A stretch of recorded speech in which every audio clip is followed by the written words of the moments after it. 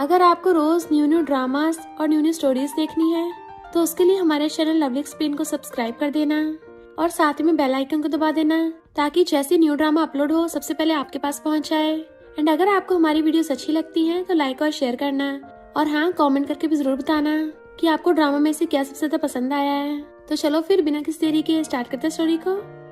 Story की starting में हमारी फीमेल याओ को एक स्कूल पार्टी में देखते हैं। उसके क्लासमेट्स क्यू को पूछते हैं, आज तुम अनाउंस करने वाले हो ना, तुम्हें कौन सी लड़की पसंद है।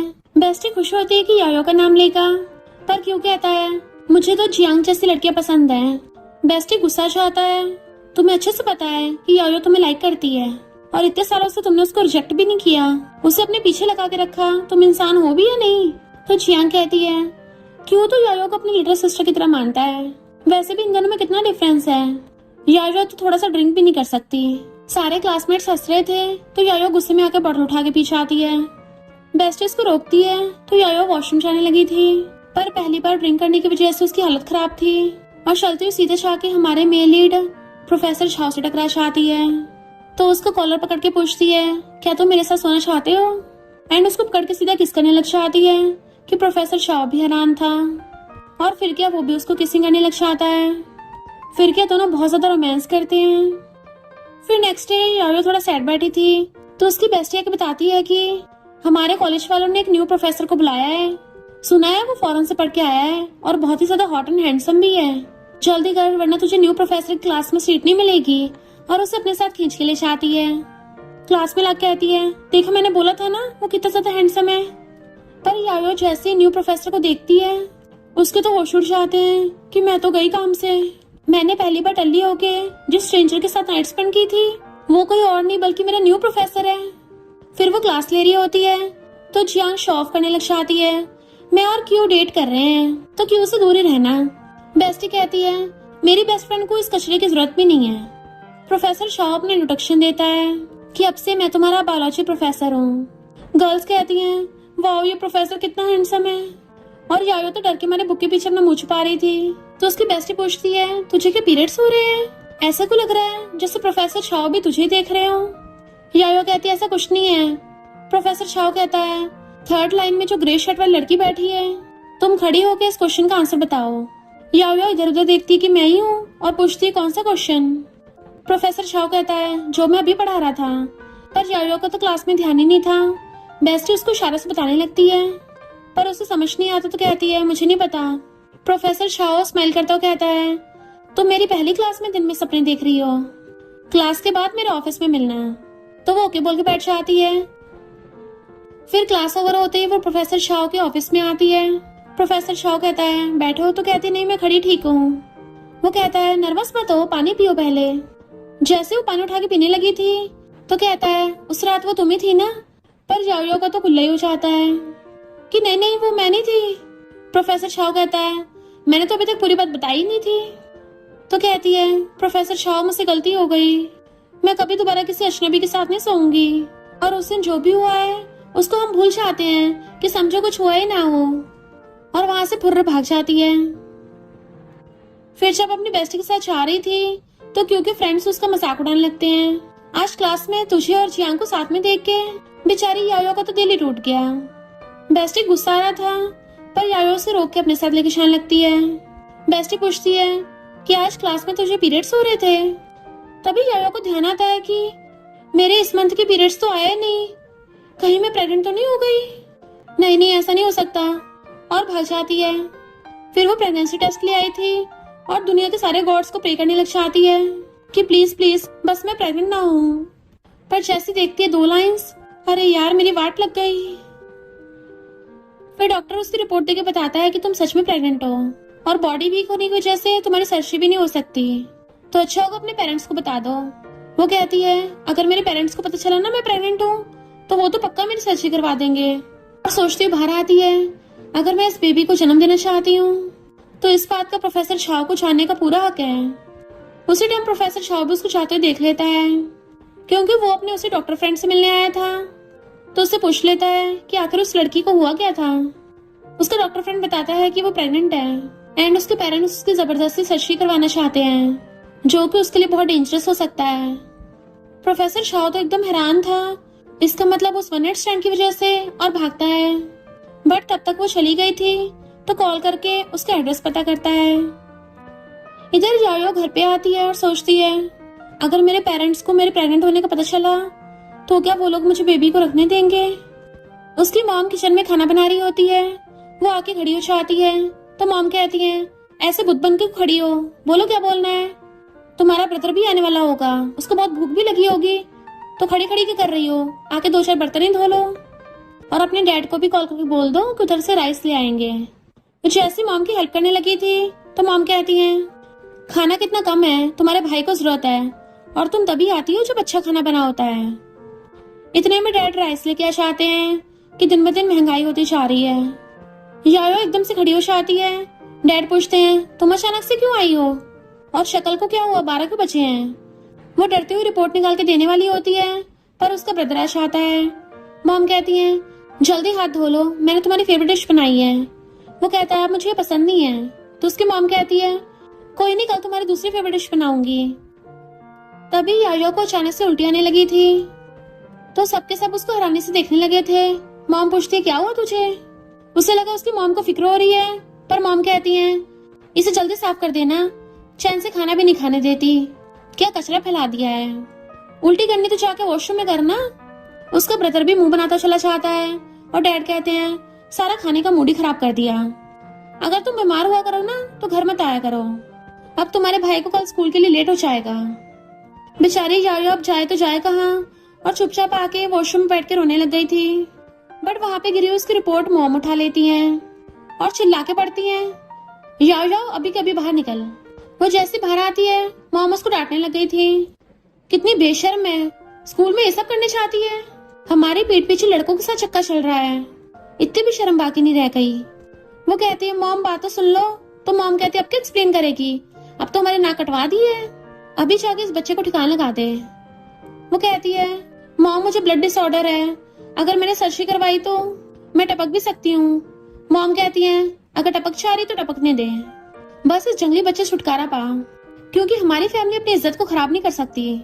आगे जाके तेरे भाई को वाइफ कैसे मिलेगी। यारो तो एकदम हैरान रह गई थी। मॉम क्या ये सब कुछ मेरी जान से भी ज्यादा जरूरी है। मॉम कहती है हमने तुझे इतने सालों से पाला है और तू हमारे लिए इतना भी नहीं कर सकती, अभी कभी इस बच्चे को ठिकाना लगाने के लिए हमारे साथ हॉस्पिटल चल। जबकि यायो मना कर रही थी कि मुझे नहीं जाना और वैसे भी कोई भी डॉक्टर मेरा इलाज नहीं करेगा। तो मॉम डैड से कहती है तुम्हारा एक दोस्त जानवरों का डॉक्टर है ना, जाओ उसी से कोई मेडिसिन ले आओ, हम इस कलमुही की वजह से अपने बेटे का फ्यूचर नहीं खराब कर सकते। बेचारी यायो का तो सुन सुन के दिल टूट रहा था।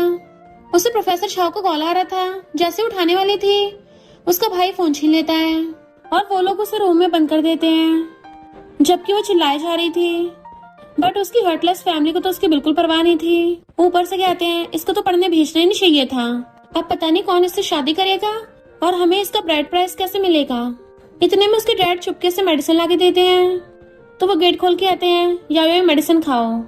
बट वो वहां से भागने लगी थी तो वो लोग उसे पकड़ लेते हैं और जबरदस्ती मेडिसिन खिलाने लगे थे। तो यायो अपना मुंह भींच लेती है। तभी बाहर से प्रोफेसर शाह आवाज मारता है क्या ये यायो का घर है। वो हेल्प के लिए चिल्लाने लगी थी तो उसका मुंह बंद कर देते हैं। तो बताता है कि मैं यायो का प्रोफेसर हूँ, कुछ काम का डिस्कस करने आया था। यायो उनकी काट के जल्दी से गेट खोल के प्रोफेसर शाह को पकड़ लेती है कि प्लीज मुझे बचा लो और बेहोश हो जाती है। तो प्रोफेसर शाह भी उसे पकड़ लेता है। उसकी फैमिली वाले नाटक करते हैं पता नहीं ये कैसे बेहोश हो गई, तुम इसके प्रोफेसर हो ना, तुम्हें सबकी चिंता करने की जरूरत नहीं है। पर प्रोफेसर शाह तो उसे गोदी में उठा के ले जाता है। डैड कहते हैं जब वापस आएगी ना तब इसके बच्चे को ठिकाना लगा देंगे।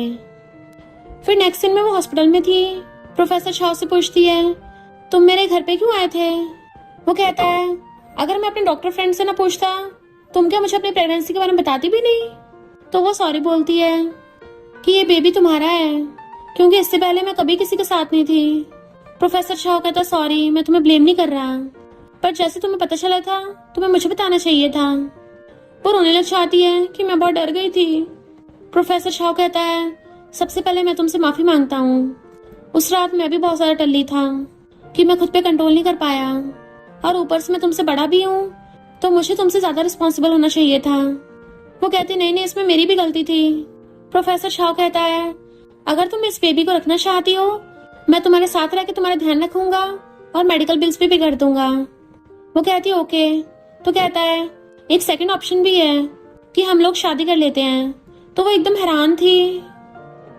प्रोफेसर शाह कहता है मैं मजाक नहीं कर रहा, और अपना इंट्रो देने लग जाता है कि मैं 29 का हूँ, पीएचडी कर रखी है, तुम्हें तो पता है प्रोफेसर की अच्छी खासी सैलरी है, अभी अभी फॉरेन से आया हूँ, मेरे पास फैमिली वाला घर और कार भी है। अगर तुम्हें वो पसंद नहीं है तो मैं तुम्हारे लिए न्यू बाय कर लूंगा। ना ही मैं कोई नशा करता हूँ और ना ही उल्टे सीधे काम करता हूँ, मेरी हॉबी तो सिर्फ रीडिंग और रनिंग करना है। वो सोचती है ये कितना ज्यादा डाउन टू अर्थ है। प्रोफेसर शाह कहता है शादी के बाद तुम्हें अपने पेरेंट्स के साथ नहीं रहना पड़ेगा, और ना ही मेरे पेरेंट्स के साथ, हम बस कभी कभी वीकेंड पे उनसे मिलने जा सकते हैं। मेरे पास तुम्हारे और बेबी के लिए बहुत सारा टाइम है। बताओ क्या मैं तुम्हारे पार्टनर की एक्सपेक्टेशंस को पूरा करता हूँ? वो सोचती है ये तो कुछ ज्यादा ही परफेक्ट है, इतना ज्यादा आउटस्टैंडिंग प्रोफेसर मुझसे शादी करना चाहता है। खुद के नोश के देखती है कि ये तो सपना भी नहीं है। प्रोफेसर शाह स्माइल करता है तो कहती है मुझे बस थोड़ा सोचने दो, नेक्स्ट मंडे को बता दूंगी। तो वो भी मान जाता है। फिर जब वो नेक्स्ट डे कॉलेज आ रही थी तो उसके पेरेंट्स कॉलेज में आके बाकी स्टूडेंट से पूछ रहे थे उसके बारे में। याओ छुप के उनको देख लेती है तो कहते हैं हमारा फोन भी नहीं उठा रही है, मेरे एक दोस्त की बेटी की शादी हुई है, उसे तो ब्राइड प्राइस में 2 लाख मिले हैं। मॉम कहती है 2 लाख की तो हमारे बेटे के लिए अच्छी खासी कार मिल जाएगी, तुम जल्दी यायो के लिए भी रिश्ता ढूंढ लो, उसके बच्चे छुटकारा पाके हम उसकी शादी करा देंगे, तो किसी को कुछ पता नहीं चलेगा। डैड कहता और नहीं तो क्या, हमने उसको पाला है, हमारा एहसान है उस पे। यायो सोचती है इन्होंने तो कभी मेरे ऊपर एक चमन्नी भी खर्च नहीं की, कॉलेज में मैं अपनी मेहनत की कमाई से आई हूँ और इन्हें तो फर्क भी नहीं पड़ता मैं जीऊं या मरूं, इन्हें तो बस पैसे चाहिए। और प्रोफेसर शाह को कॉल कर कहती है चलो शादी कर लेते हैं। वो कहता तुम श्योर तो हो ना? तो कहती एकदम श्योर हूँ, पर एक कंडीशन है, हमारी शादी के बारे में मैं अपने पेरेंट्स को नहीं बताना चाहती। प्रोफेसर शाह कहता है पर शादी तो बहुत बड़ी चीज है। तो रोती हुई कहती है प्रोफेसर शाह मुझे बस एक घर चाहिए। फिर नेक्स्ट दिन में वो दोनों जाके मेरे सर्टिफिकेट ले आते हैं। प्रोफेसर शाह फोटो खींच के अपने पेरेंट्स को भेज देता है। तो कहती है क्या मुझे तुम्हारे पेरेंट्स से मिलना पड़ेगा? वो कहता है नहीं इतनी जल्दी नहीं है, वो छुट्टियों में अब्रॉड घूमने गए हुए हैं, तो वापस आने में काफी टाइम लगेगा। तो कहती है बट अगर उन लोगों को मैं पसंद नहीं आई तो?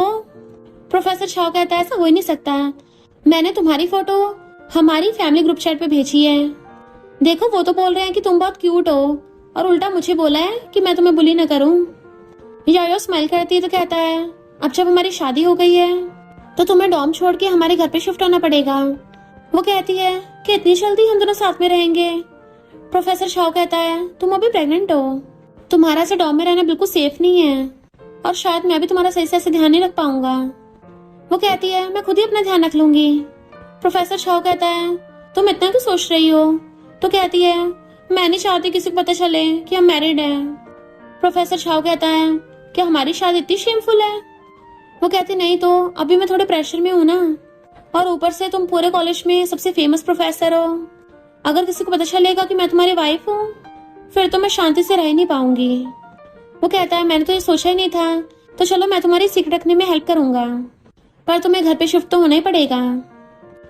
फिर नेक्स्ट दिन में वो उसे कार में क्रेडिट कार्ड देता है तो कहती नहीं मैं नहीं ले सकती। प्रोफेसर शाह कहता है अब मैं तुम्हारा हस्बैंड हूँ तो ये मेरी रिस्पॉन्सिबिलिटी है। तो उसके चाहते सोचती है मुझे सब कुछ सपने जैसा क्यों लग रहा है। क्लास में यायो को देख जियांग कहती है मुझे अचानक से भूख लगी है, तो क्या यायो मेरे लिए लंच ले आएगी? क्यों कहता है हाँ जल्दी जियांग के लिए खाना लेके आओ। वो इग्नोर करके जाने लगती है तो क्योंकि फ्रेंड्स उसका रास्ता घेर लेते हैं। जियांग कहती है कहीं तुम ये सब करके क्यों की अटेंशन तो नहीं पाना चाहती? क्यों कहता है मैं भी देखता हूँ तुम कब तक मेरे बिना रह पाओगी। यायो कहती है मेरा ऑलरेडी बॉयफ्रेंड है तो मुझसे दूर ही रहना, और जैसे चाहती है। तो जियांग कहती है इसे तो सही से हाथ पकड़ना भी नहीं आता, भला कौन लड़का इसको चाहता होगा, ये बस पक्का नौटंकी कर रही है। फिर क्लासमेट्स बातें कर रही थी कि प्रोफेसर शाह सिर्फ हॉट एंड हैंडसम ही नहीं है, बल्कि उनकी फैमिली की बहुत बड़ी कंपनी है, जिसकी भी प्रोफेसर शाह से शादी होगी उसके तो मजे मजे हैं।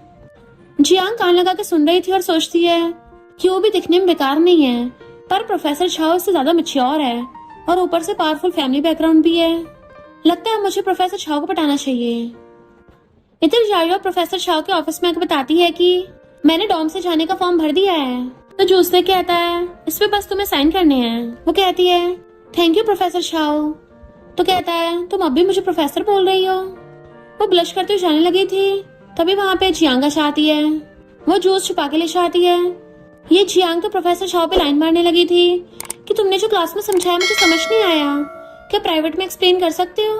प्रोफेसर छाओ कहता है मैं तुम्हें क्लास रिकॉर्डिंग भेज दूंगा, उसे दोबारा देख लेना, और उठ के चला जाता है। इधर यायो का क्लास टीचर कहता है डॉम से जाने से पहले तुम अपने पेरेंट्स के साइन करवाने पड़ेंगे। तो वो सैड होकर जाने लगी थी। प्रोफेसर छाओ पूछता है क्या हो गया। तो कहती है पेरेंट्स के साइन चाहिए, तब तक वो एक्सेप्ट नहीं करेंगे। वो उसका गाल खींच के कहता है क्यूटी पाई इसमें क्या बड़ी बात है, और खुद आके उसके क्लास टीचर से बात करता है कि मैं यायो का गार्डियन हूँ। वो दोनों ही हैरान। टीचर पूछता है तुम्हारा इससे रिलेशन क्या है। तो प्रोफेसर छाओ पॉकेट में से निकाल के मेरा सर्टिफिकेट दिखा देता है। टीचर के तो होश उड़ जाते हैं कि तुम पहले इंसान हो जिसको हमारी शादी के बारे में पता चला है। टीचर कहता है प्रोफेसर छाओ मैं समझ गया, समझो कि फॉर्म एक्सेप्ट हो गया है। प्रोफेसर छाओ भी हंसता हुआ यायो के लेके जाने लगा था। तो क्लास टीचर जल्दी से मैसेज करके सबको बताने वाला था, बट प्रोफेसर छाओ वापस आता है कि हमारी शादी की बात किसी को पता नहीं लगनी चाहिए क्योंकि हमने अभी तक पब्लिक नहीं किया है, तो अच्छा होगा तुम भी सीक्रेट ही रखो। तो कहता हाँ मैं अपनी जुबान पे ताला लगा के रखूंगा। फिर जब वो जाने लगी थी तो कहता है अपना सामान पैक करके रखना, मैं तुम्हें लेने आऊंगा। अब तो खुश होना उसको प्यार से लाता है। तो वो भी हंसती हुई जाने लगी थी, पर उसे पीछे पलट के कहती है प्रोफेसर छाओ तुम अभी बहुत कूल लग रहे थे। वो स्माइल करता है तो हंसती हुई भाग जाती है। इधर बेस्टी एकदम हैरान थी, तू सच में जा रही है। यायो कहती है देख मैं तुझे कुछ बताने वाली हूँ, ये सुन के तुझे थोड़ा शौक लग सकता है, इनफैक्ट मेरी शादी हो गई है। बेस्टी तो एकदम हैरान थी, तूने कब शादी कर ली और किससे शादी की है, क्योंकि तेरे तो कोई बॉयफ्रेंड भी नहीं है, कहीं तेरा दिमाग तो नहीं फिर गया। यायो बताती है कि प्रोफेसर छाओ के साथ। बेस्टी कहती है प्रोफेसर छाओ तो फिलहाल सबका ही हस्बैंड है, तो इकलौती नहीं है जो उससे शादी करना चाहती है। यायो अपने फोन में फोटो दिखाती है तो बेस्टी कहती है तूने एआई से बनवाई है ना, पर जैसे ध्यान से देखती है उसके होश उड़ जाते हैं। इससे पहले वो कुछ चिल्लाती यायो उसका मुंह बंद कर देती है कि पहले थोड़ा शांत हो जा, तभी मैं तुझे सब कुछ बताऊंगी। पर जैसे वो हाथ हटाती है बेस्टी तो नॉन स्टॉप क्वेश्चन पूछने लगी थी तूने प्रोफेसर छाओ से शादी कब की और तुम दोनों साथ कब हुए। तो यायो बताती है कि मैं प्रेग्नेंट हूँ। बेस्टी तो शॉक से पीछे चेयर पे गिर गई थी। फिर यायो प्रोफेसर छाओ को अपनी बेस्टी से इंट्रोड्यूस करवाती है, इसको मैंने हमारी शादी को बता दिया है। वो कहता है थैंक यू मेरी वाइफ की पैकिंग में हेल्प करने के लिए, और यायो का सामान लेके कार में रखने लगा था। पर बेस्टी तो लगी खुश हो रही होती है मेरी बेस्ट फ्रेंड ने सच में प्रोफेसर से शादी कर ली। ये तो बिल्कुल शॉर्ट ड्रामास की प्रोफेसर स्टूडेंट वाली लव स्टोरी लग रही है। जैसे जाने लगी थी तभी वहां पे जियांग के फिर से क्यू का शो ऑफ करने लगी थी। बेस्टी सोचती है जब इन नमूनों को पता चलेगा कि यायो ने प्रोफेसर छाओ से शादी कर ली, इन सबके मुंह खुले के खुले रह जाएंगे, क्योंकि प्रोफेसर छाओ के सामने तो ये ढक्कन कुछ भी नहीं है। क्यों पूछता है यायो कहाँ है, मुझे उससे बात करनी है। तो कहती है सॉरी पर मेरी बेस्टी के पीछे बहुत लंबी लाइन लगी है, तो तेरा नंबर नहीं आने वाला क्योंकि उसका ऑलरेडी बॉयफ्रेंड है जो तुझसे लाखों गुना बेटर है। क्यों थोड़ा हैरान था। उसके फ्रेंड कहते हैं यायो ने सच में तुझे बहुत दिनों से कांटेक्ट नहीं किया। इधर प्रोफेसर छाओ यायो को अपने घर पे लेके आता है कि तुम्हारा फोन बज रहा है, बट वो काट देती है। यायो के लिप्स पे मिल्टी लग गई थी तो प्रोफेसर छाओ क्लोज होकर साफ करने लगा था, तो सोचती है लगता है मुझे किस करने वाला है, और एकदम से उसको पकड़ के गाल पे किस कर देती है, बट फिर खुद ही नर्वस होकर एकदम से मुंह फेर लेती है। प्रोफेसर छाओ स्माइल करने लगा था कि हम दोनों एक दूसरे को ज्यादा जानते नहीं है ना, तो मुझे लगा तुम्हें अनकंफर्टेबल ना हो, इसलिए तुम मास्टर बेडरूम में रह लेना, मैं तुम्हारे पास वाले रूम में रह लूंगा। वो कहती नहीं नहीं दूसरे वाले रूम में मैं रह लूंगी। प्रोफेसर छाओ कहता है इस घर में तुम सबसे ज्यादा इम्पोर्टेंट हो। फिर जब वो अपनी बेस्टी के साथ जा रही थी जियांग कहती है मैं और क्यों हमारे रिलेशनशिप को सेलिब्रेट करने वाले हैं, तो तुम भी आना। बेस्टी कहती है यायो बहुत बिजी है। जियांग कहती है तुमसे किसने पूछा। बेस्टी कहती है मेरी बेस्ट फ्रेंड थोड़ा कम बोलती है, क्योंकि उसको जानवरों से बोलना पसंद नहीं है। वो तुम्हारी तरह भौंकती नहीं है ना। तुम लोग जो अपनी डेटिंग का सेलिब्रेशन कर रहे हो, जब ब्रेकअप होगा तो तुम्हारा पोपट नहीं हो जाएगा। यायो भी उसको थम्स अप कर रही थी। क्या सुनाया है, मजा ही आ गया। जियांग कहती है क्यों, तुम कुछ बोलो ना। बेस्टी कहती है और तू ढक्कन तो छुप ही रहा है, किसी काम का तो है नहीं, खाली बचता रहता है। क्यों कुछ बोलने वाला था तो यायो उसको थपड़ा मार देती है। जियांग कहती है तू हमसे जेलस हो रही है ना। तो बेस्टी कहती है भला यायो की जेलस होगी, क्योंकि उसका बॉयफ्रेंड इस ढक्कन से लाखों गुना बेटर है। क्यों पूछता है ये सब क्या है। यायो कहती है मेरी बेस्टी ने जो कुछ बोला मेरा सब वही मतलब है। तो क्यों पूछता है वो लड़का कौन है, बट वो उसको इग्नोर करके चली जाती है। और बेस्टीज कहती थैंक यू। वो कहती है तू प्रेग्नेंट है ना, तो तू ज्यादा काम मत कर, कचरे को ठिकाने लगाने का काम मुझ पे छोड़ दे। जियांग पूछती है तुमने उससे ऐसा क्यों पूछा कि उसका बॉयफ्रेंड है कि नहीं, तुम क्या उसे लाइक करते हो, तो उसी के पास जा। और चाहते हुए पलट के पीछे मुड़ के देखती है कि मुझे वापस मनाने नहीं आया, चला गया यहाँ से। एक बार मैं प्रोफेसर शाह को पटा लूं, फिर इसे डंप करूंगी। प्रोफेसर शाह वेट कर रहा था तो वो इधर उधर देख के फिर उसके पास आती है। प्रोफेसर शाह कहता है तुम्हें पसंद है ना, मैंने तुम्हारी पोस्ट पे देखा था। वो कहती सच में, मुझे लगा तुम मुझे जंक फूड नहीं खाने दोगे। प्रोफेसर शाह कहता है हफ्ते में एक आध बार तो चलता है। तो वह निकाल के उसको अपने हाथों से खिलाने लगती है जैसे खुद खाने वाली थी। वहां पे क्यू और जियांग को आते देख के जल्दी से कार के पीछे जाके छुप जाती है। क्यू कहता है कितनी बार बताया है, मैं यायो को लाइक नहीं करता, वही मेरे पीछे पड़ी थी। पर जियांग भाग के आके प्रोफेसर शाह से कहती है ये मेरे पीछे नहीं छोड़ रहा, तो तुम मेरी हेल्प करो। प्रोफेसर शाह कहता है अगर ये तुम्हें परेशान कर रहा है तो सिक्योरिटी गार्ड्स के पास जाओ। तो कहती है प्रोफेसर मुझे डर लग रहा है। पर प्रोफेसर शाह को देख के क्यों वहां चला जाता है। जियांग कहती है थैंक यू प्रोफेसर, हमारी क्लास में एक यायो नाम की लड़की है जो क्यू को परेशान करती है, और ये क्यू मेरे पीछे पड़ा है। यायो जो कार के पीछे छुपे बैठी थी, उसे सुन के गुस्सा आ रहा था कि झूठ पे झूठ बोले जा रही है। जियांग कहती है प्रोफेसर शाओ क्या तुम मुझे घर छोड़ दोगे। वो पूछता है कौन किसको परेशान कर रहा है। तो कहती है यायो क्यू को, वो भी कई सालों से। प्रोफेसर शाओ एक सिक्योरिटी गार्ड को बुला लेता है कि इसको एक लड़का परेशान कर रहा है, जरा इन्वेस्टिगेट करके केस कर देना उस पे। जियान का पोपट हो जाता तो चली गई थी। यायो जैसे उठ के जाने लगती है, प्रोफेसर शाओ उसको पीछे से पकड़ के खींच लेता है। क्या तुम्हें मुझे सही से एक्सप्लेन नहीं करना चाहिए। तो कहती है वैसा नहीं जैसे तुम समझ रहे हो, मैं और क्यू बहुत टाइम से एक दूसरे को जानते हैं, तो मैं उसको बस थोड़ा बहुत लाइक करने लगी थी, पर मैंने उसे कभी परेशान नहीं किया। प्रोफेसर शाओ कहता है तो उस दिन भी तुम क्यू की वजह से चिल्ली हुई थी। तो कहती है अब मैं उसको और लाइक नहीं करती। प्रोफेसर शाओ उसको पैर से लाता है, कोई बात नहीं, चलो घर चलते हैं।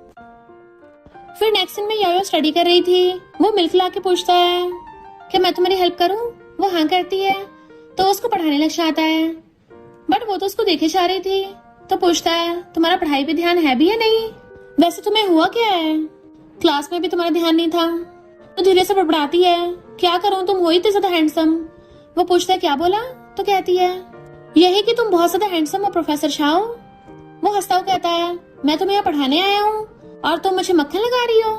तो कहती है सॉरी। वो कहता अब रेस्ट करो, बाकी कल पढ़ा दूंगा। फिर नेक्स्ट दिन में बेस्टी कहती है प्रोफेसर शाओ ने तुझे ऑलरेडी क्रेडिट कार्ड दे रखा है, तब भी तू पार्ट टाइम जॉब में क्यों जा रही है।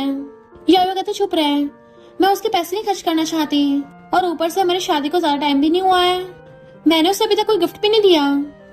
बेस्टी बताती है कि क्यू और जियांग में झगड़ा चल रहा है, शायद उनका ब्रेकअप हो सकता है। यायो कहती है मुझे फर्क नहीं पड़ता। तो कहती है अगर मेरी प्रोफेसर शाह से शादी हुई होती ना, तो मैं तो उस ढक्कन क्यू को पलट के भी नहीं देखती। तभी क्यू आके कहता है तुम डॉम में थी, कहाँ थी। वो कहती तुम्हें क्या। तो कहता है मैं तुमसे छुटकारा पाने के लिए जियांग के क्लोज हुआ था, पर अब मुझे एहसास हुआ है कि मैं तुम्हें अब भी लाइक करता हूँ।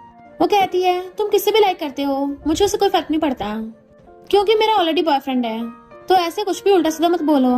वो कहता है तुम तो बहुत प्योर और इनोसेंट हो, जियांग की तरह लड़की नहीं पटाती फिरती, तो मुझे तुम्हारा पता है कि तुम कभी रिलेशनशिप में नहीं थी, और ना ही मैंने तुम्हें कभी तुम्हारे बॉयफ्रेंड के साथ देखा है। वो कहती है भले जियांग तुम्हारी गर्लफ्रेंड नहीं है, कम से कम पीठ पीछे उसकी बुराई तो मत करो, इससे साफ साबित होता है कि असली कचरा तुम ही हो। मेरा बॉयफ्रेंड मुझसे कुछ साल बड़ा है और उसकी ऑलरेडी जॉब है, वो मुझसे अक्सर स्कूल में मिलने आता है। क्यों कहता है तुम्हें किसी लड़के ने रख रखा है? मैं तो नहीं मानता। तुम कब से ऐसी बन गई? बेस्टी कहती है इस ढक्कन को इग्नोर कर और उसे पकड़ के ले जाती है। फिर जब वो रात को जा रही थी, क्यों फिर से आके पूछता है अगर तुम्हें किसी लड़के ने रख रखा है तो फिर अब भी पार्ट टाइम जॉब क्यों कर रही हो? लगता है वो तुम्हें पैसे नहीं देता। वो कहती है मेरे पीछे करना बंद कर, बट उसे पकड़ लेता है तुम ड्रामा बंद करो।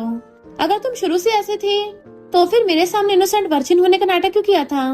मुझे तो कभी अपना हाथ तक नहीं पकड़ने दिया। मेरे अलावा तुम्हें वैसे भी कौन भाव देने वाला है? वो दूर कर कहती है तमीज से पेश आ वरना पुलिस बुला लूंगी। तो उसका हाथ पकड़ कहता है हाँ बुला ले, वैसे भी सबको पता है तेरा मुझ पे क्रश है, पुलिस बुलाएगी तो मैं उल्टा इल्जाम तुझ पे लगा दूंगा। उसे कॉल आता है बट क्यों फोन छीन लेता है? हनी का कॉल है, लगता है इसी आदमी ने तुझे रख रखा है। इधर प्रोफेसर शाह क्लास में आके बेस्टी से पूछता है कि यायो कहाँ है। इनफैक्ट यायो उसको बोल के गई थी कि उसे मत बताना मेरे पार्ट टाइम जॉब का। तो कहती है मैं अपनी बेस्टी को धोखा नहीं दे सकती। वो कहता है तुम्हें फेल होना है। बता देती है तुम्हें वेडिंग गिफ्ट देने के लिए वो खुद से पैसे कमा रही थी। तो प्रोफेसर शाह भागता है। इधर क्यों यायो का फोन नहीं दे रहा होता? मुझे पता करना है कि आखिर ये बुढ़ा है कौन। तभी प्रोफेसर शाह के उसे फोन छीन लेता है। क्लासमेट को बुली कर रहे हो? अपने मार्क्स कटवाने हैं क्या? तो क्यों कहता है ये मेरी गर्लफ्रेंड है, हम तो बस खेल रहे थे। यायो कहती है नहीं ये झूठ बोल रहा है। क्यों कहता है सबको पता है मेरे पीछे पड़ी है, मैंने इसको अभी तक हानि की थी तो किसी बुढ़े के पास पहुंच गई। प्रोफेसर शाह कहता है बुढ़ा? तुम ये फालतू के रूमर्स फैला रहे हो, लगता है तुम्हारे मार्क्स काटने पड़ेंगे और सबके सामने इससे माफी मांगना। वो कहता है सॉरी प्रोफेसर। तो कहता है माफी मुझसे नहीं इससे मांगो। तो क्यों यायो को सॉरी बोल के चला जाता है। प्रोफेसर शाह कहता है तुम्हें क्या पैसों कमी है? वो कहती नहीं तो, पर फिर हाँ कर देती है। तो कहता है क्या मैंने तुम्हें काफी पैसे नहीं दिए थे? वो कहती है वो तुम्हारे पैसे हैं, मुझे तुम्हारे लिए गिफ्ट बाय करना है तो तुम्हारे पैसे थोड़ी ना खर्च करूंगी। वो उसे प्यार से चला के उसके हाथ पकड़ लेता है। मेरे लिए सबसे ज्यादा इम्पोर्टेंट तुम हो, टेल गर्ल मुझे फ्यूचर में दे देना, अभी फिलहाल अपने हस्बैंड को हैंडल करने दो। वो हाँ करके सोचती है मेरी फैमिली ने तो मुझे हमेशा इनसिक्योर फील करवाया है, बट पहली बार मुझे इसके साथ फैमिली जैसा फील हुआ है, जैसे मेरे जख्मों की दवा बन गया हो। प्रोफेसर शाह कहता है कल तुम्हारा चेकअप है तो तुम्हारे पास पहले वाली रिपोर्ट्स हैं? वो कहती है वो तो घर पे रखी हैं। और फिर लेने के लिए घर में से आती है तो उसके घर वालों ने उसका सारा सामान नीचे फेंक रखा था। तो कहती है इन लोगों ने मुझे स्टोरेज रूम दे रखा है, उसमें भी सामान नहीं रखने दे रहे। और फिर अपनी मेडिकल रिपोर्ट वापस लेके चलने लगी थी, शायद मैं फ्यूचर में कभी यहाँ वापस नहीं आऊंगी। प्रोफेसर शाह बाहर कार के पास खड़ा हुआ उसका वेट कर रहा था। बाहर यायो का ब्रदर खेल रहा था। मॉम डैड को उससे चिंता हो रही होती है कहीं गिर मत जाना। जैसे गिरता है दोनों उसके पास पहुंच जाते हैं कि तुम्हारे फूक मार देते हैं। यायो दूर से उनको देख रही थी, पर मॉम डैड तो अपने बेटे का ध्यान रखने में इतने बिजी थे कि यायो की तरफ देखते भी नहीं है। एक नेबरा कहती है यायो तुम? तब जाके पलट के देखते हैं तुम अब वापस आई हो, तुम्हारे भाई की चोट लगी है तो हम लोग घर पे जा रहे हैं, तुम भी आ जाना। उसे इग्नोर करके चले जाते हैं। यायो तो बेचारी चुपचाप खड़ी थी कि मैं कितनी बार डिसअपॉइंट होंगी, आखिर यही सच्चाई है, मुझे एक्सेप्ट कर लेना चाहिए। जैसे पलट के देखती है प्रोफेसर शाह उसका वेट कर रहा है तो उसके फेस पर स्माइल आ जाती है। आंखों में आंसू लिए उसकी तरफ भागती है तो वो भी हाथ फैला लेता है और उसे हक करके सहलाता है। तो कहती है प्रोफेसर शाह मुझे भी स्केटबोर्ड चाहिए। वो हाँ करता है तो सोचती है आखिर कोई तो ऐसा है जो मुझे चाहिए, मुझे दिला सकता है। फिर नेक्स्ट डे क्लास में गर्ल्स बातें कर रही थी कि क्यू और जियांग का ब्रेकअप हो गया। जियांग को प्रोफेसर शाह के ऑफिस में से निकलते देखा था तो क्यू तो प्रोफेसर शाह जैसे मैच्योर इंसान के सामने टिक ही नहीं पाएगा। लगता है प्रोफेसर शाह का जियांग के साथ कुछ चल रहा है। बेस्टिया कहती है क्या बकवास कर रहे हो। तभी वहाँ पे जियांग आती है तो गर्ल्स कहती हैं तुमने सुना नहीं, एक लड़का जियांग को परेशान कर रहा था तो प्रोफेसर शाह ने इसकी हेल्प की। जियांग भी प्रोफेसर शाह का शो ऑफ करने लग जाती है। यायो सैड थी तो कहती है तुम क्यू को लाइक करती हो ना, तो मैं उससे बोर हो गई हूँ, उसे वापस रख लो, क्योंकि तुम्हारे जैसी क्लमसी लड़की को तो कौन ही लड़का पसंद करेगा। बेस्टी कहती बकवास बंद कर, मेरी बेस्ट फ्रेंड बहुत ज्यादा क्यूट और अडोरेबल है। जियांग कहती है सिर्फ क्यूट होने से कुछ नहीं होता, हॉट भी बनना पड़ता है, लड़कों को बेडमेट भी चाहिए होती है। यायो अपनी सीट पे चली गई थी। प्रोफेसर शाह जैसे क्लास में आता है। जियांग कहती है उस दिन आपने मेरी हेल्प की थी तो उसके बदले में ये वाटर बॉटल। वो कहता है मेरे तो बहुत सारे स्टूडेंट्स हैं तो मुझे सबके नाम याद नहीं रहते, तुम कोई स्पेशल नहीं हो। जियांग का पोपट हो गया था तो बेस्टी की हंसी छूट जाती है। प्रोफेसर जियांग उसको देख लेता है तो मुझ पाती है, बट वो बेस्टी खड़ा करके पूछता है पिछली क्लास में मैंने क्या पढ़ाया था सब रिपीट करो। बेचारी बेस्टी को कुछ याद ही नहीं था तो बैठा देता है। जियांग कहती है, प्रोफेसर छाओ, मुझे कुछ क्वेश्चन समझ नहीं आए हैं, तो क्या मुझे क्लास के बारे अपने ऑफिस में पढ़ा दोगे? गर्ल्स बातें कर रही थी। ऐसा कोई लड़का नहीं है जिसको जियांग नहीं पा सकती। हमें भी प्रोफेसर छाओ पसंद है, पर प्रोफेसर छाओ भी पक्का इसकी बातों में आ जाएगा। प्रोफेसर छाओ कहता है, याओ याओ, जियांग को जिस भी क्वेश्चन में प्रॉब्लम है याओ तुम पढ़ा देना। वो हैरान थी, मैं? तो कहता, हाँ, आगे से किसी को भी कोई भी प्रॉब्लम हो तो एक दूसरे की हेल्प करके सॉल्व करो। गर्ल्स कहती हैं, प्रोफेसर छाओ ने बोला क्लास में इतने बच्चे हैं, उसे जियांग का नाम याद नहीं रहा, पर उसको यायो का नाम याद है। नेक्स्ट सीन में यायो कहती है, अगर बाकी स्टूडेंट्स को पता चला कि क्लास के बाद प्रोफेसर छाओ मुझे हॉस्पिटल में चेकअप कराने के लिए लेके आए हैं, वो सबके सब तो पागल ही हो जाएंगे। वो उसको हंसता हुआ सहलाता है, उनको भी जल्दी पता चल जाएगा। वो पूछती है, तुम्हें क्या हॉट लड़कियां पसंद है? वो कुछ नहीं बोलता तो बेचारी का मुंह उतर जाता है। बट उसकी मॉम उसको जाते देख लेती है, तू हॉस्पिटल में क्यों आई? इस बच्चे को ठिकाने लगाने के लिए मेरे साथ चल। वो कहती है, मुझे कुछ काम है। तो मॉम पूछती है, ये कौन है? क्या यही वो लड़का है? ये तो जाना पहचान लग रहा है। यायो कहती है, ये ऊबर वाला है। मॉम कहती, सही है, ये मुझे भी घर छोड़ देगा। तेरे भाई को भूख लगी होगी, और उसकी कार में बैठ जाती है। तो पूछती है, मॉम आप हॉस्पिटल क्यों आई थी? तो कहती है, तेरे भाई की खरोच आई थी ना, उसी के लिए मेडिसिन लाई। यायो सोचती है, मैं ब्लीडिंग डिसऑर्डर से मरने वाली थी, इन्हें मेरी तो कभी परवाह नहीं हुई। मेरे पेरेंट्स सिर्फ अपने बेटे से प्यार करते हैं। मॉम कहती है, ये कार तो बड़ी एक्सपेंसिव लग रही है, तेरे भाई को भी बहुत पसंद है, सुना है मिलियंस की है। टैक्सी ड्राइवर्स के पास ऐसी कार होती है। प्रोफेसर छाओ कहता है, मेरी अभी शादी हुई है, मेरी वाइफ प्रेग्नेंट है, तो एक्स्ट्रा कमाने के लिए ड्राइविंग कर रहा हूँ। यायो स्माइल करती है। मॉम कहती है, लग्जरी कार तो बड़ी कंफर्टेबल होती है। यायो तेरी शादी में जो ब्राइड प्राइस मिलेगा ना, तू अपने भाई को भी ऐसी कार दिला देना। यायो कहती है, मुझे ब्राइड प्राइस नहीं चाहिए। मॉम कहती, क्यों नहीं चाहिए?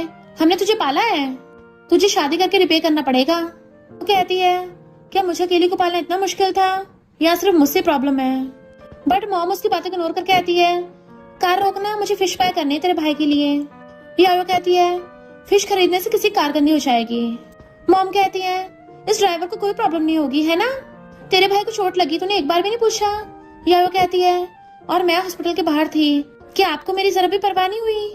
मॉम कहती, तुझे क्या होगा, तू तो अच्छी खासी है। तो कहती, हाँ मुझे ब्लड डिसऑर्डर है, मुझे जबरदस्ती बॉट पिल खिला रही थी, बिल्कुल डर नहीं था कि मैं कभी भी टपक सकती हूँ। मॉम कहती है, किसी स्ट्रेंजर के सामने क्या पक रही है, और कार से उतर के फिश फ्राई करने लग गई थी। यायो को सैड देख प्रोफेसर छाओ उसका हाथ पकड़ता है, तो कहती है, कार ले चलो, तो वो भी भगा के ले जाता है, और मॉम को यहीं छोड़ गए थे। प्रोफेसर छाओ उसकी सीट बेल्ट खोलता कहता है, मैंने इतना अच्छा ड्राइव किया है, प्लीज मुझे 5 स्टार रेटिंग दे दो।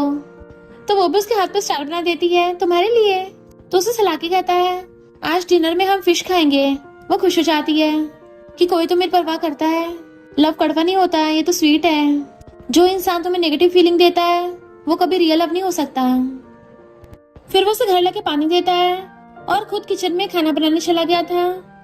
मॉम उसे कॉल करती है, तू मुझे छोड़ के चली गई थी, अगर तूने जल्दी जाके बच्चे को ठिकाने लगाया तो हम तेरे कॉलेज वालों से बात करेंगे, और पता नहीं तुझे कौन कौन सी बीमारी है, घर मत आना वरना मेरे बेटे को भी हो जाएगी। तो यायो की आंखों से आंसू टपकने लगे थे। फिर नेक्स्ट डे उसे उसके डैड का कॉल आता है कि तेरे भाई का पैर टूट गया, हॉस्पिटल आ जा। बेस्टी कहती है, तू वहां जाके क्या करेगी, तेरे पेरेंट्स तो ऑलरेडी वहां पर हैं। यायो कहती, बात वो नहीं है, बात ये है कि अगर मैं नहीं गई तो वो कॉलेज में आके तमाशा करेंगे। बेस्टी कहती है, क्यों ना तू हमेशा के लिए उनसे रिश्ता तोड़ दे। यायो कहती है, मैं एक बार अच्छे सारे पैसे कमा लूं, शायद उसके बाद तोड़ सकती हूँ।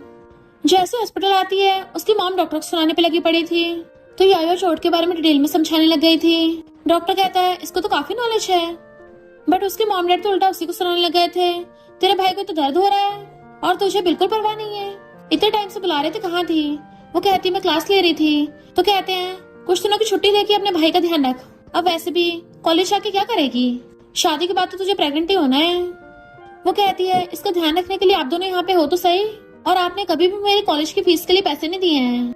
जिस दिन मैं सारे पैसे कमा लूंगी, आपने जो भी मुझे पाला है सबका हिसाब किताब कर दूंगी, पर अब से हमारे बीच में कोई भी रिलेशन नहीं है। डैड कहते, अगर बाहर गई ना तो फिर दोबारा कभी आने का सोचना भी मत। तो यायो बाहर आ जाती है। प्रोफेसर शाह कॉल करता है तो आंसू पोंछ के उठाती है। वो पूछता है तुम हो कहाँ? तो कहती है घर ही आ रही हूँ। तुम कब बिजनेस ट्रिप से आ रहे हो? वो कहता है कल। तो कहती है वेट करूंगी। इधर मॉम कहती है यायो ने हमसे कॉलेज टाइम पे कभी पैसे नहीं मांगे, यानी वो अपनी पार्ट टाइम जॉब में अच्छा कमा रही होगी, तो हम अपने बेटे का इलाज कराने के लिए उसी से पैसे लेंगे। बट वो हमारी सुनती नहीं है, तो उसे कॉल करके धमकी देना कि हम उसके कॉलेज में आके तमाशा करेंगे। नेक्स्ट डे यायो आती है। मॉम कहती है तुझे स्कॉलरशिप भी मिल रही है, ऊपर से तू पार्ट टाइम जॉब भी करती है, जो पैसे बचाए ना सब हमें दे दे। वो कहती है मेरे पास कोई पैसे नहीं है, मेरी स्कूल फीस स्कॉलरशिप से भरी जाती है और मेरे बाकी खर्चे पार्ट टाइम जॉब से होते हैं, तो मेरे पास पैसे बचेंगे भी कहाँ से।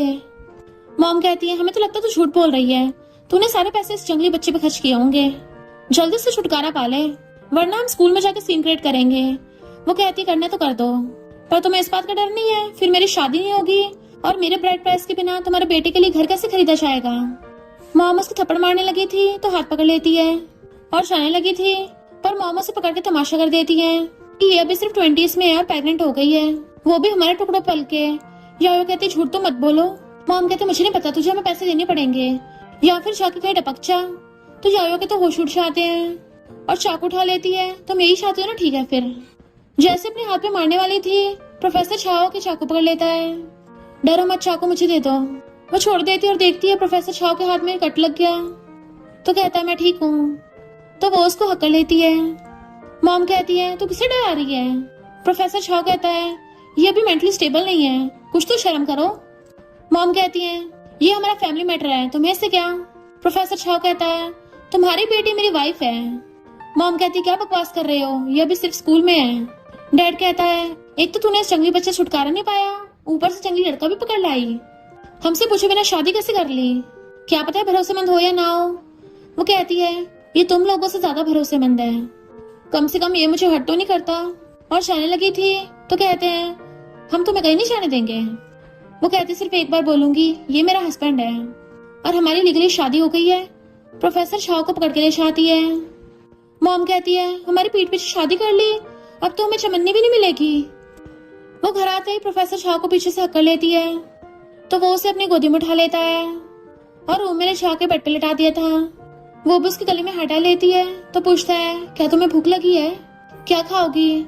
वो कहती है पास्ता। तो कहता है रेस्ट करो, अभी बना के लाता हूँ। भूलो मत तुम्हारे पास मैं हूँ, हमारा घर है। तो उसके चेस्ट पे से रख लेती है।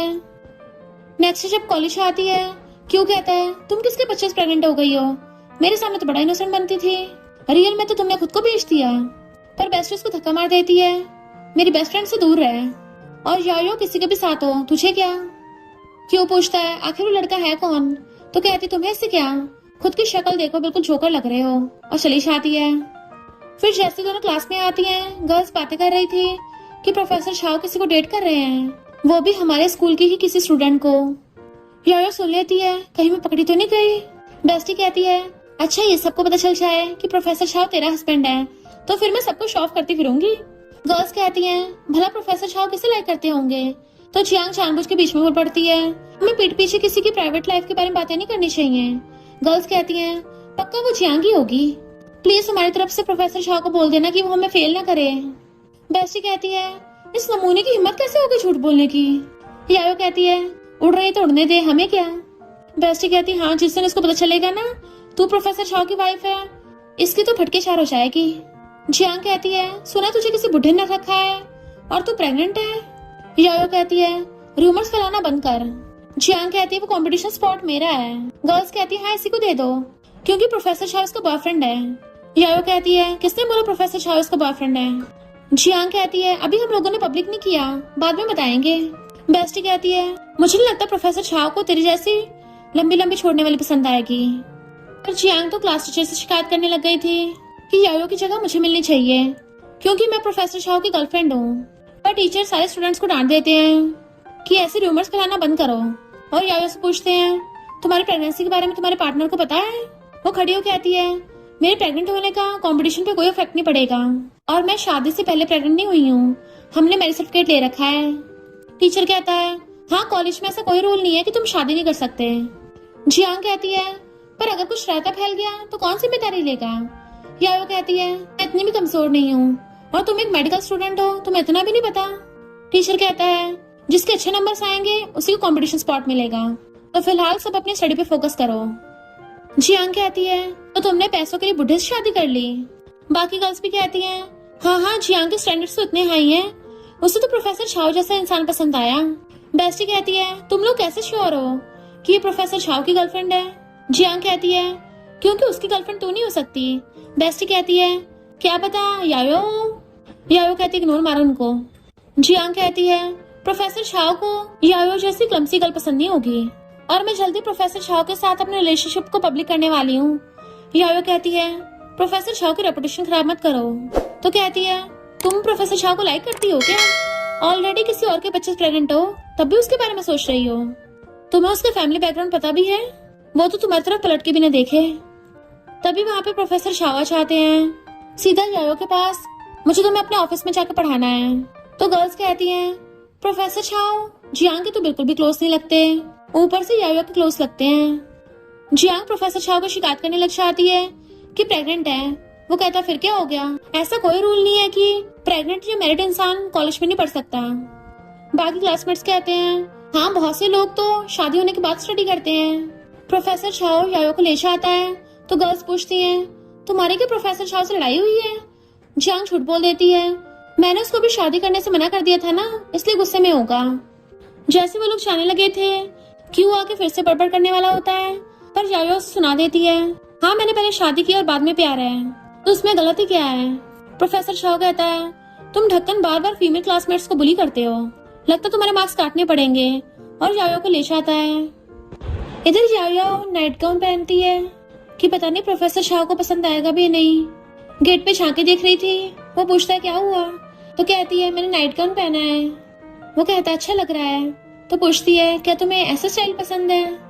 वो उठ के उसके क्लोज आने लगा था और घेर के कहता है तुम मुझे पटाने के लिए बहुत तरीके आजमा रही हो, तुम तो सभी कपड़ों में अच्छी लगती हो। वो सोचती है अगर मैं कुछ करूंगी तो क्या इसको पसंद आएगा, और उसके लिप पे किस कर देती है। तो क्या प्रोफेसर छाओ भी उसको किस करने लग जाता है और कहता आप सो जाओ, मुझे ऐसे छेड़ो मत। नेक्स्ट डे क्यों फिर से उसका रास्ता रोकता है अगर तुम्हें इस बच्चे से छुटकारा पाना है तो मैं हेल्प कर सकता हूँ। वो कहती बकवास बंद करो, मैं अपने हस्बैंड के बेबी से प्रेग्नेंट हूँ। इग्नोर करके शलिशा आती है। यायो के मॉम डैड आते हैं तो वो उनको यायो के पास ले आता है। वो कहती है मेरी शादी हो गई, तुम्हें इससे क्या? मॉम डैड कहते हैं अगर तूने अभी कुछ किया नहीं तो हम रोज आके तेरे स्कूल में तमाशा करेंगे। यायो कहती है ठीक है, मुझे टाइम बता देना, मैं देखने आ जाया करूंगी। मॉम डैड कहते हैं फिर तो हम तुझे कॉलेज से निकलवा देंगे। क्यों भी मजे ले रहा था। डस्टी कहती फुटले यहाँ से। यायो कहती है अगर तू अभी यहाँ से नहीं गया तो तूने मुझे स्कूल टाइम पे जो लव लेटर भेजे थे सारे स्कूल को दिखा दूंगी। वो भाग जाता है और पेरेंट्स से कहती है घर जाके बात करेंगे, क्योंकि अगर तुम लोगों ने यहाँ तमाशा किया मैं अपने ब्रदर के स्कूल में जाके सबको बताऊंगी कि वो स्कूल टाइम में रोमांस करता है और कैसे उसकी लेग टूटी थी। मॉम कहती है तो अपने भाई की जिंदगी खराब करना चाहती है। यायो कहती है तो आप लोग भी तो मेरी लाइफ खराब करना चाहते हो। तो मॉम डैड गुस्से से ले जाते हैं। बेस्टी कहती है तेरे पेरेंट्स सच में बहुत डिस्गस्टिंग हैं। इधर क्लासमेट्स जियांग से बोल रही थी एग्जाम्स आने वाले हैं, प्रोफेसर छाओ तुम्हारा बॉयफ्रेंड है ना, तो उसको बोल के हमें क्वेश्चन लीक करवा दो, हमारी कुछ हेल्प हो जाएगी। यायो और उसकी बेस्टी को देख के वो लोग मजाक उड़ाने लगे थे। तो बेस्टी कहती है अपना ड्रामा बंद कर, क्योंकि प्रोफेसर छाओ तेरा तो बिल्कुल बॉयफ्रेंड नहीं है, बल्कि वो यायो का हस्बैंड है। यायो हैरान थी पर सब लोग हंस पड़ते हैं। जियांग कहती है तुम दोनों के दिन दिहाड़े सपने देख रही हो। बेस्टी कहती है अगर तू प्रोफेसर छाओ की गर्लफ्रेंड है तो फिर उसके ऑफिस में 10 मिनट तक रुक के दिखा। क्लासमेट्स कहती हैं हाँ इसको प्रूव कर दो। तो जियांग जाती है। यायो बेस्टी से धीरे से कहती है तो प्रोफेसर छाओ के लिए प्रॉब्लम्स पढ़ा रही है। बेस्टी कहती है देखा नहीं वो कितने झूठ बोल रही थी, उसको एक्सपोज करने का एक रास्ता बचा था, चल उसकी बेइज्जती होते देखेंगे। क्लासमेट्स कहती हैं तुम्हारी बैली में किसी और का बच्चा है, तब भी प्रोफेसर छाओ के बारे में सोचने की हिम्मत कर रही हो। तो बेस्टी कहती है क्या पता इसकी बैली में प्रोफेसर छाओ का बच्चा हो। तो वो और ज्यादा हंसने लग जाती हैं कि अगर प्रोफेसर छाओ इसका हस्बैंड हुआ ना हम तो लाइव स्ट्रीम में शिट खा लेंगे। बेस्टी कहती है ठीक है तूने खुद ही बोला है तो शिट खाना भूल मत जाना। जियांग फिर बहाने से उसके ऑफिस में आती है। मुझे आपसे कुछ क्वेश्चन पूछने हैं। प्रोफेसर छाओ रिकॉर्डिंग ऑन कर लेता है तो कहती है मैं तुम्हारा फेस भुला ही नहीं पा रही हूँ, तुम जरा पहले उसका इलाज करो। वो कहता तमीज से पेश आओ, मैं तुम्हारा प्रोफेसर हूँ, तुम्हें निकलवा भी सकता हूँ। तो कहती है प्रोफेसर मैं तुम्हें लाइक करती हूँ। वो कहता है पर मैं नहीं करता और ऊपर से मैं मैरिड भी हूँ। तो कहती है मुझे पता है तुम सिंगल हो, मुझे भगाने के लिए झूठ मत बोलो। प्रोफेसर शाओ कहता है तुम्हारा तो ऑलरेडी क्यू बॉयफ्रेंड है ना। तो कहती है तुम जेलस हो रहे हो क्या? क्यू जैसे नमूना मेरे लायक नहीं है, मुझे तुम्हारे जैसे मैच्योर पसंद है। प्रोफेसर शाओ कहता है मुझे गुस्सा आने से पहले निकलो यहाँ से। तो कहती है मैं तो नहीं मानती, तुम्हें मेरे लिए जरा भी फीलिंग्स नहीं है। इतने में सारे क्लासमेट्स भाग के आते हैं कि पक्का उन दोनों में कुछ तो चल रहा है। जियांग ने अंदर से ऑफिस का गेट बंद कर रखा है, पर प्रोफेसर शाओ ने उसको अभी तक बाहर नहीं निकाला। याओ तुम्हारा तो मजाक बन के रह गया, जिसे भी तुम लाइक करती हो वो जियांग को लाइक करने लग जाता है, इवन प्रोफेसर शाओ भी।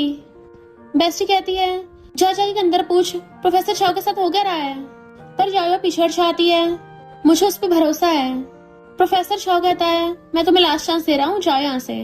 तो कहती है कोई नहीं, तुम पे दोबारा ट्राई मारूंगी, और बाहर आती हुई अपनी लिपस्टिक खराब कर लेती है। क्लासमेट्स कहती हैं तुम दोनों तो ऑफिस में लगे पड़े थे। जियांग कहती है हाँ वो मुझे बहुत पसंद करता है ना। तो याओ तुम प्रोफेसर शाओ पे नजर रखना छोड़ दो, क्योंकि उसको सिर्फ मेरे जैसी लड़की पसंद आएगी, तुम्हारे जैसी नहीं। बेस्टी कहती है अपने गंदे हाथ दूर रख, और सारे क्लासमेट्स जियांग के पीछे पीछे चली जाती हैं। तो बेस्टी कहती है ये सब क्या हुआ था? याओ कहती है मुझे प्रोफेसर शाओ पे भरोसा है। बेस्टी कहती है हाँ उसको जाके पूछ कि वो दूसरी लड़कियों के इतना क्लोज कैसे हो सकता है। फिर वो प्रोफेसर शाओ के ऑफिस में आती है कि जियांग का तुम पे क्रश है। प्रोफेसर शाओ कहता है जियांग तुम्हारा मतलब वही लड़की? मैं तो उसको जानता भी नहीं हूँ और मेरे ऑफिस में घुस आई थी। वो कहती है तुम्हें क्या जियांग जैसी लड़की पसंद है? तो हस्की कहता है तुम्हें लगता है मुझे उस टाइप की पसंद होगी? तुम जैसी हो वैसी रहो, किसी और का फैक्ट खुद पे मत पड़ने दो, क्योंकि तुम ऑलरेडी अमेजिंग हो, क्योंकि मैं सिर्फ तुम्हें लाइक करता हूँ। वो कहती है पर जियांग ने तो बोला था क्यूट होने से ज्यादा हॉट होना जरूरी है। प्रोफेसर जियांग कहता है सब बकवास है, हर तरीके की लड़कियां होती हैं, कुछ क्यूट होती हैं, कुछ स्वीट होती हैं, हर किसी की खुद की ब्यूटी होती है, तो किसी को किसी के साथ कम्पीट नहीं करना चाहिए, क्योंकि ब्यूटी तो देखने वाले की नजरों में है। वो कहती है प्रोफेसर शाओ मुझे तुम्हारी एक्सप्लेनेशन बहुत अच्छी लगी। वो पूछता है डिनर में क्या खाओगी? तो सैड होके कहती है मॉम डैड ने फिर से तमाशा किया। तो कहता है पहले जाके तुम्हारे मॉम डैड से बात करनी पड़ेगी। वो कहती है मुझे डर है कि तुम्हारे साथ कुछ कर देंगे या फिर तुमसे बहुत सारे पैसे मांगेंगे। मैं नहीं चाहती हमारी शादी के बीच में पैसों की बात आए। कहता है हमें प्रॉब्लम का मिलकर सामना करना पड़ेगा, भागने से कुछ भी सॉल्व नहीं होगा, चिंता मत करो मैं हूं ना। वो कहती है क्या तुम्हें कभी मुझसे जल्दबाजी में शादी करने का पछतावा नहीं हुआ? ऊपर से मेरी फैमिली भी ऐसी है। प्रोफेसर शाओ कहता है मैं तुमसे शादी करना चाहता था, और तुम्हारे फैमिली बैकग्राउंड तुमने खुद चूज थोड़ी ना किया है। और फिर दोनों साथ में आते हैं। मॉम गेट खोल तो उसके मारने वाली थी, पर प्रोफेसर शाओ हाथ पकड़ लेता है। अगर मारपीट करनी है तो हम यहाँ से जा रहे हैं। मॉम कहती है तुम ही हो जिसने इसको फंसाया है, सिर्फ प्रेग्नेंट ही नहीं किया, चालाकी से शादी भी कर ली, मैं तुम पे केस करूंगी। याओ कहती है अगर कोई बात नहीं करनी तो हम यहाँ से जा रहे हैं। मॉम कहती है अंदर आ जाओ। प्रोफेसर शाओ कहता है मैं आपके लिए थोड़े से गिफ्ट्स लाया हूँ। डैड कहते हैं तुम इन लॉज किसे बोल रहे हो? हम तुम दोनों की शादी को कभी एक्सेप्ट नहीं करेंगे, अभी कभी इसको डिवोर्स दे दो और इस जंगली बच्चे छुटकारा पालो। याओ कहती है मेरी बैली में कोई जंगली नहीं है, बचपन से लेके अब तक आपने कभी मेरी परवाह नहीं की, तो भला मैं अपनी शादी के बारे में आपको क्यों बताऊं? मॉम कहती है कितनी आसान फरामोश है। याओ कहती है जब तुम लोग ये अच्छे माँ बाप नहीं हो तो चुपचाप हर बात मानने वाली बेटी की उम्मीद मत करो। तुम लोगों को पता है मैंने शादी क्यों की? ताकि मैं तुमसे छुटकारा पा सकूं, मेरा खुद का घर हो, और ये कोई रैंडम लड़का नहीं है। जैसे प्रोफेसर शाओ 5 लाख का क्रेडिट कार्ड निकालता है, एक पल के लिए उनकी बोलती बंद हो जाती है, इतने सारे पैसे। मॉम कहती है तुम सिर्फ 5 लाख में नहीं खरीद सकते इसको। याओ कहती है इनको एक चमन्नी भी मत देना, मुझे कोई ब्राइड प्राइस नहीं चाहिए। तो प्रोफेसर शाओ उनको अपना इंट्रोडक्शन देने लगता है कि मेरी जो भी प्रॉपर्टी है वो मैंने अपने वाइफ के नाम पे कर दिया है, तो बार बार मेरी वाइफ को बुली करने का सोचना भी मत। तुम लोगों के पास एक ही ऑप्शन बचा है, ये 5 लाख लेके चुपचाप रख लो और कभी इसको परेशान मत करना। जैसे मॉम डैड को पता चलता है कि इतना ज्यादा रिच है, वो तो और मांगने वाले थे। प्रोफेसर शाओ कहता है तुम्हारे बेटे के बहुत कम मार्क्स आए हैं ना, उसको कॉलेज नहीं मिल रहा, अगर मेरी बात मानोगे तो मैं उसका अच्छे कॉलेज में एडमिशन करवा दूंगा। याओ कहती है और बदले में हमेशा के लिए मैं तुम लोगों से रिश्ता तोड़ रही हूँ। प्रोफेसर शाओ भी उसको अपने साथ ले जाता है। मॉम डैड तो 5 लाख देख के खुश हो रहे थे। प्रोफेसर शाओ से पार्ला कहता है अगर तुम रोना चाहती हो तो दिल हल्का कर लो। वो कहती है मैं तुम्हें 5 लाख जल्दी वापस कर दूंगी। प्रोफेसर शाओ कहता है हमारी शादी हो गई है, मैं जो भी कमाता हूँ हमारी मैरिटल प्रॉपर्टी है, आधा तुम्हारा भी तो है। वो कहती है तुम मेरे साथ इतने अच्छे क्यों हो? तो कहता है क्योंकि तुम मेरी वाइफ हो, बट वो फिर भी पैसे फ्री में लेने से मना कर रही थी। तो बताता है कि मेरे पेरेंट्स ने तो शादी गिफ्ट में मुझे मिलियंस दिए हैं, जबकि मैंने तो न सिर्फ 5 लाख ही दिए हैं, बाकी सारे मिलियंस हमारे हैं। मैंने सब तुम्हारे अकाउंट में ट्रांसफर कर दिए हैं, तो तुम अब लिटिल रिच गर्ल बन गई हो सकता है मुझे तुमसे पैसे लेने पड़े। उसे कार में बैठा के ले जाता है। घर आके आती है, यानी मैं तुम्हारी हूँ। उसकी सास सूख रही थी तो उसे पकड़ के आता है, तुम्हें किसी और के होने की जरूरत नहीं है, तुम बस खुद की बनकर रहो, तुम्हें आजादी से जीना है। तो उसके सीने पे सर रख के आती है, मैं चाहती हूँ हमारा बेबी प्यार में बड़ा हो, उसे मॉम डैड का पूरा प्यार मिले। तो कहता है जरूर मिलेगा। नेक्स्ट डे क्यों भाग के आता है कि हम दोनों साथ में लाइब्रेरी चल सकते हैं। वो मना करते ही कहता है, मुझे पता तुम अब भी मुझे लाइक करती हो। टीचर देख लेता है, प्रोफेसर को बताता है, तो प्रोफेसर शाह गुस्से से आता है। क्यों कहता है, मुझे किसी और का बच्चा पालने में कोई प्रॉब्लम नहीं है। वो उसे इग्नोर कर चलने लगती है तो उसे बुक छीनने लगा था।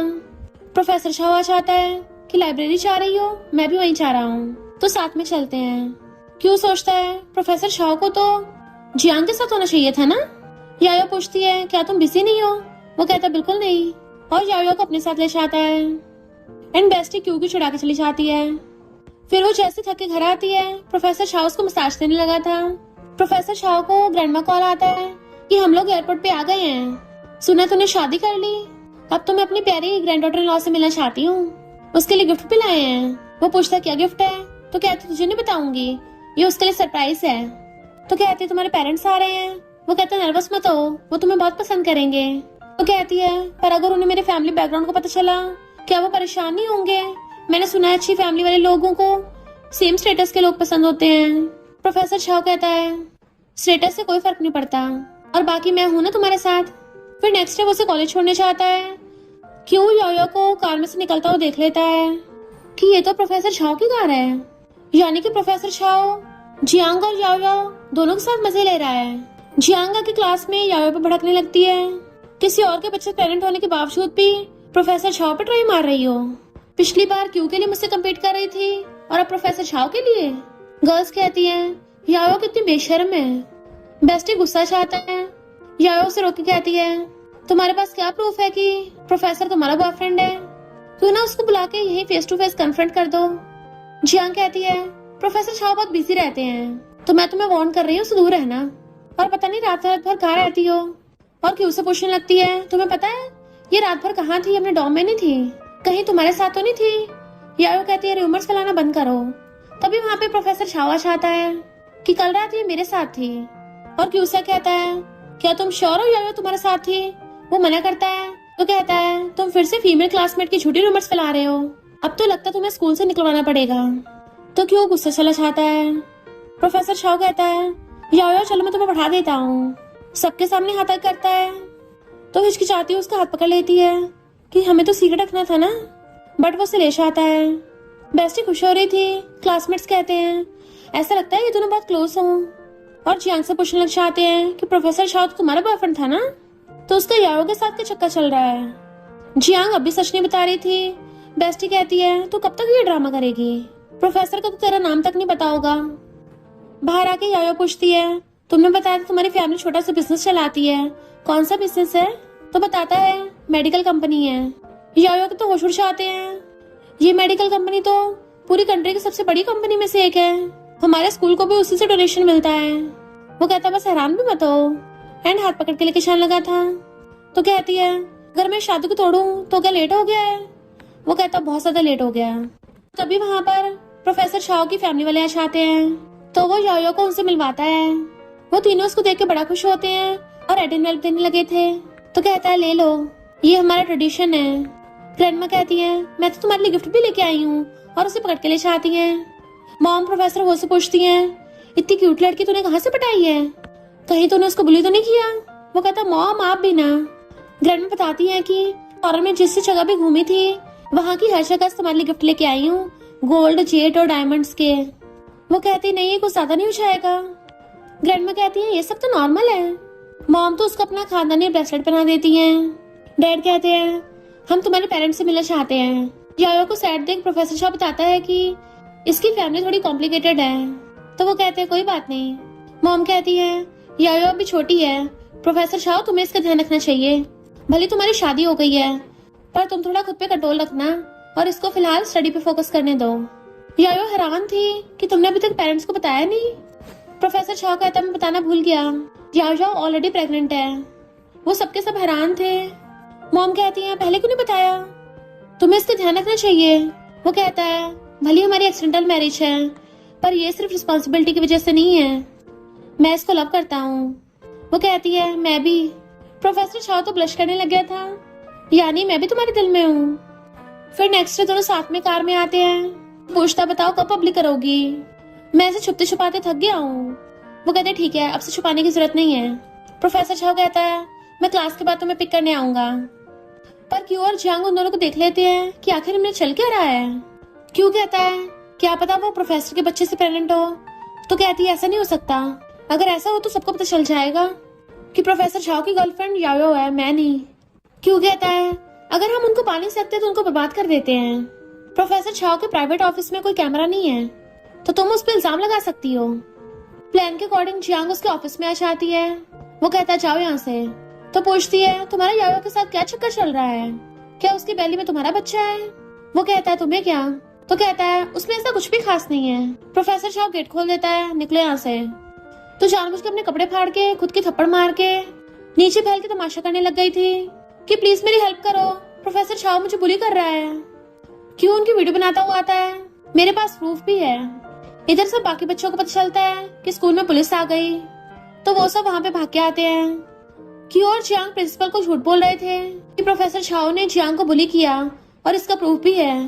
प्रोफेसर शाह कहता है मैंने ऑलरेडी पुलिस बुला ली है, ये दोनों बच्चे मेरे रेपुटेशन को खराब करने की कोशिश कर रहे हैं, इसलिए मैं इन पे केस करूंगा।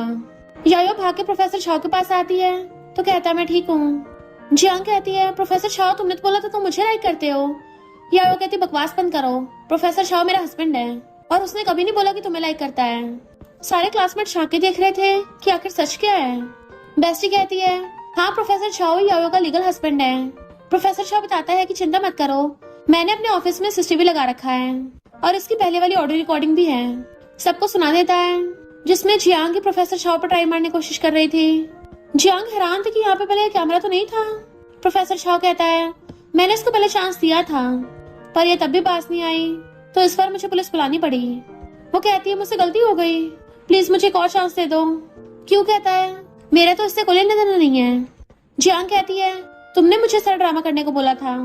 प्रोफेसर शाह कहता है अब तो पुलिस से तुम दोनों को सबक सिखाएगी। यायो कहती है ये लोग तो कुछ ज्यादा गिरे हुए निकले। क्यों कहता है मैंने गुस्से में आके कर दिया था, प्लीज हम पहले फ्रेंड्स थे उसके लिए मुझे माफ करवा दो। वो कहती है इम्पॉसिबल और प्रिंसिपल उन दोनों को स्कूल से बाहर निकाल देते हैं। फिर जब वो कार में आती है तो उसका हाथ पकड़ कहता है अब सब ठीक हो गया है। तो कहती है अच्छा तुमने रिकॉर्ड कर लिया था। फिर घर पे वो खाना बना के लाता है तो खाने आ जाती है। किसी ने ऑनलाइन हमारी शादी के बारे में डिस्कस किया तो मैंने भी हमारी मैरिज सर्टिफिकेट की फोटो डाल दी। तो कहता है थैंक यू, मुझे कोई तो स्टेटस मिला, मैं तुम्हारे लिए गिफ्ट लाया हूँ। वो कहती है मेरे पास भी गिफ्ट है और दोनों अपना अपना गिफ्ट छुपा के लेके आते हैं। वो पूछते तुम क्या लाए हो। तो कहता है हमने इतनी जल्दी में शादी कर ली कि मुझे तुम्हें प्रपोज करने का मौका ही नहीं मिला, बट हम उस स्टेप को मिस नहीं करेंगे। और उसे रिंग दिखा के शादी के लिए प्रपोज करता है। तो यायो भी दिखाती है कि मैं भी रिंग लाई हूँ और फिर क्या दोनों एक दूसरे को पहना देते हैं। प्रोफेसर शाह उसके फोरहेड पे किस कर लेता है। मैं पूरी लाइफ तुम्हारे साथ बिताना चाहता हूँ। वो कहती है मैं भी। तो कहता मुझे हनी बोलो। वो शर्माती हुई हनी बोलती है तो कहता सुनाई नहीं दिया। वो जैसे तेज से हनी बोलती है तो उसको किस करने लग जाता है। फिर नेक्स्ट डे जब वो अपनी बेस्ट के साथ कॉलेज आ रही थी तो उसकी क्लासमेट्स उससे माफी मांगती हैं कि हमें नहीं पता था जियांग झूठ बोल रही थी, हमें ऐसे रूमर्स पे भरोसा नहीं करना चाहिए था। बेस्टी कहती है अब जब तुम्हें सच का पता चल ही गया है तो जल्दी से आके लाइव स्ट्रीम पे शिट खाओ ना। क्लासमेट कहती है कांग्रेचुलेशन, तुम और प्रोफेसर शाह एक दूसरे के लिए एकदम परफेक्ट हो। फिर दोनों बेस्टीज अपनी क्लास लेने लग गई थी। प्रोफेसर शाह ने पढ़ाने आता है तो उसे देख सोचती है फाइनली मैं अच्छे से अपनी लाइफ जीने लग गई हूँ अपने हस्बैंड और अपने बेबी के साथ। फिर उसे क्लास में अवार्ड मिलता है क्योंकि उसने टॉप किया था। प्रोफेसर शाह और बाकी सब उसके लिए क्लैपिंग करते हैं। और इसी के साथ इस स्टोरी का एंड हो जाता है। अगर आपको ये स्टोरी पसंद आई हो तो लाइक शेयर और कमेंट करते जाना। तो बस थोड़ा सा इंतजार करना, फिर मिलेंगे न्यू स्टोरी में।